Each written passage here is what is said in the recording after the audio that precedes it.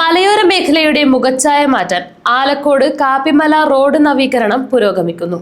മലയോര മേഖലയുടെ വികസന സ്വപ്നങ്ങൾക്ക് ചിറകു നൽകിക്കൊണ്ട് ആലക്കോട് കാപ്പിമല റോഡിന്റെ നവീകരണ പ്രവൃത്തികൾ ദ്രുതഗതിയിൽ പുരോഗമിക്കുന്നു. കിഫ്ബി പദ്ധതിയിൽ ഉൾപ്പെടുത്തി കോടികൾ ചെലവഴിച്ചാണ് റോഡിന്റെ പുനരുദ്ധാരണം നടക്കുന്നത്. പതിറ്റാണ്ടുകളായി പ്രദേശവാസികളുടെ കാത്തിരിപ്പിനാണ് ഇതോടെ വിരാമമാകുന്നത്. റോഡിലെ അപകടകരമായ വളവുകൾ നിവർത്തിയും കലുങ്കുകളും പാർശ്വഭിത്തികളും നിർമ്മിച്ചുമാണ് ആധുനിക രീതിയിലുള്ള വികസനം നടപ്പിലാക്കുന്നത്. വീതി കൂട്ടി മെക്കാഡം ടാറിംഗ് നടത്തുന്നതോടെ പ്രദേശത്തെ യാത്രാക്ലേശത്തിന് വലിയ പരിഹാരമാകും. ഒറ്റത്തൈ, ഫെർലോങ് കവല, കാപ്പിമല, മഞ്ഞപ്പുല്ല്, പൈതൽക്കുണ്ട് തുടങ്ങിയ മലയോരത്തെ കുടിയേറ്റ മേഖലകളെ ആലക്കോട്, മണക്കടവ് തുടങ്ങിയ പ്രധാന കേന്ദ്രങ്ങളുമായി ബന്ധിപ്പിക്കുന്ന സുപ്രധാന പാതയാണിത്.